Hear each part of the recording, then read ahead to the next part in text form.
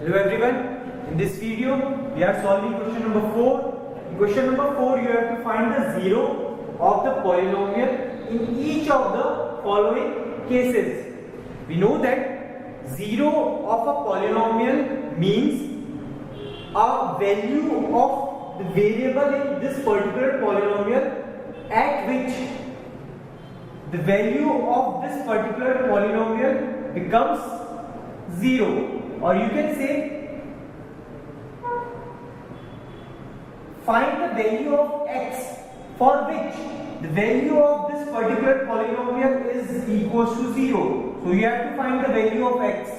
So obviously if px is equals to 0, so suppose this is equals to 0, so the value of x must be minus 5.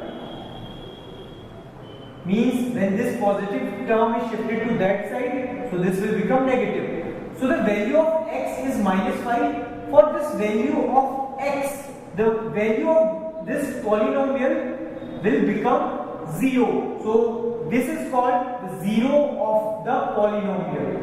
Similarly, if you want to find the zeros for this polynomial, so you have to find the value of this variable for which the value of this polynomial becomes 0, or you can say the value of this polynomial is become 0, so the value of x must be 5.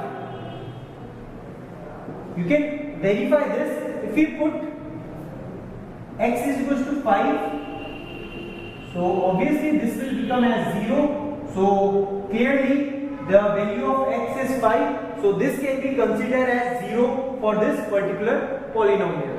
Thank you.